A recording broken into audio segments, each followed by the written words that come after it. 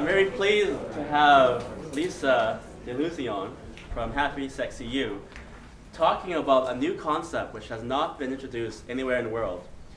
It's attraction coaching for women.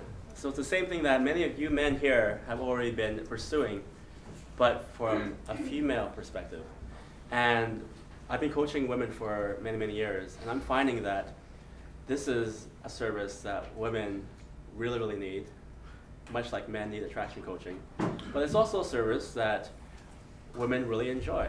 You know, women like to hear about things going on that can help them do better. And the benefit, I thought, for today would be for Lisa to talk to you about the struggles and tribulations of people getting into relationships, you know, because this is an area that eventually everyone, men and women, will be wondering about and wanting to improve on. So, thank you. Lisa, take the stage. Apparently this is the uniform. Do you notice all the speakers are in the same colors, except for Ronald? I don't know what that is. We did not speak to each other. So it's like a passionate relationship love color, right? So that's why we did that, right? And thanks for saying you were nervous, because I was too. And I was sending you good vibes to make you relax. So I am a coach and counselor in Vancouver. And my company is Paradigm Transformations. I work with people primarily with improving self-esteem. And I am all about bringing passion into your life. And if it's relationship, then bring it on. So it's relationship and sex and your work and your family, and it's all about bringing joy and passion into your life. So that's what I do with my company. And so I'm working with Ronald to work with women and men too, to help them get ready for a relationship. So I was married and divorced and spent about 7 years single. So I know all about dating. I literally was a professional dater. I'm not kidding. I actually said the word, my dating career. It slipped out. Like, and someone said, Lisa, you just said your dating career. Oh my God, I did. Okay, I was dating, it was my career. And so, because I didn't know what I wanted, that's why it took me so long. I didn't know what I wanted. There was no shortage of men in Vancouver. There's no shortage of dates. But I didn't know who I was or what I wanted in my life for a relationship. And I had a wonderful husband. So what's the problem? The problem wasn't the husband. The problem was me. The problem was I didn't know who I was or what I wanted in my life. So I had originally thought there would be about 30% women here. But there isn't. There's like 90% men in this room, which is fine. I love men. So, yeah.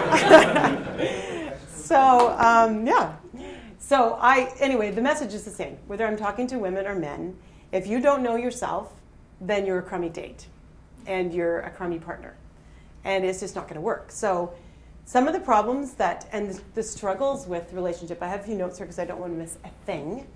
Some of the problems with getting into dating is that you go in wanting to get something.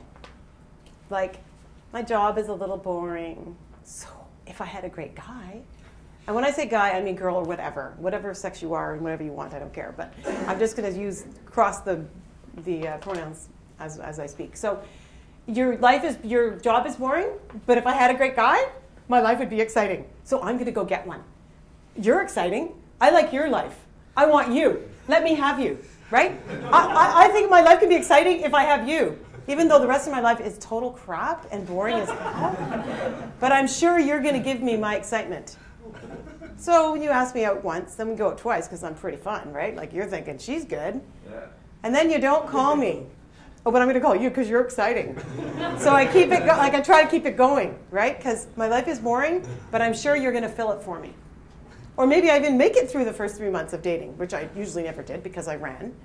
But if I make it through 3 months, then I really think that you are going to complete the hole in me. And the hole in me is I don't know how to make my life exciting over here, so you're going to do it for me. And what kind of pressure is that on a person? Can you feel the pressure even now that I'm saying it to you? The poor, he's sitting there going, my God, it's just too much, right? So that's one of the things is your life is not working in this department, so I'll fill it up with relationship. So the 4 sort of quadrants of filling up is that you're supposed to be focusing on. There's 4 of them. There's not just one. It's not just relationship. So it's self, relationship, career, family. There's probably more, but sort of those are the 4 general ones. Those are the 4 that we're supposed to be working on. It's not supposed to be 80% relationship and the rest is parked until I find one. When I find one, then I'll go work on my da-da-da-da-da. So some people do it the other way around. They go, when I lose weight, then I'll get a relationship. There's 4 things in your life and maybe more. And it's bringing balance into your life. And that's some of the things that I really focus on is bringing balance into your life. Dating is supposed to be fun. It's not supposed to be torture. It's not supposed to be a grind. You're not supposed to get painfully hurt. You're supposed to enjoy it. You're supposed to be out there enjoying it and seeing who you are when you're dating someone else. So that's one mistake. The other mistake is miscommunication, which we all know. Like you hang up the phone, you go, oh God, what did I just say? What did I just say to that person? Or, oh, was I supposed to call them back or are they going to call me? Well, maybe it's Wednesday. How many dates between Wednesday and maybe I was supposed to go to, like, you're just like figuring out what you're supposed to be doing. And it's all that figuring out. By that time, the person's gone. Energetically, as you said, I can't remember your name, Tanya? Tanya. Energetically, they're gone. They're already gone. Men or women, doesn't matter. You start strategizing all those little things that you're supposed to be doing and you sent the wrong message. Energetically, they're gone. They've moved on to the next person. So what you need to do is focus on what you want. And I think Tanya said that too. What is your intention here? If you're out to get something, it's not going to work. If you're out to be the perfect date, it's not going to work. We know that. Talking to men now, women know that. When you're trying to be perfect, ooh, get away from me. I so don't want to be perfect. It's ick, it's yucky, I can feel it, and I run the other way. So being you would be the most important thing to do.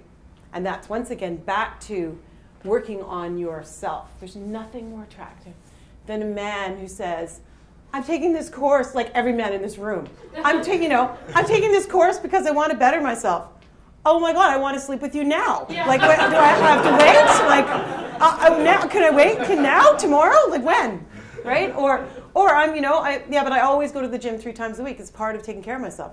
So you can't meet me for coffee then because you're going to the gym? I love that. How about tomorrow? Can I tomorrow? Can we go tomorrow? Like, I love that. You're saying no to me because you're going to take care of yourself. There is nothing more attractive than that. And for women too. Men, who in here loves a girl that takes care of her body? Yeah. Everybody, right? And takes care of her in the spiritual side of herself, or him. And takes care of the emotional side of yourself by coming to this kind of thing, by taking a course that's going to better who you are as an individual.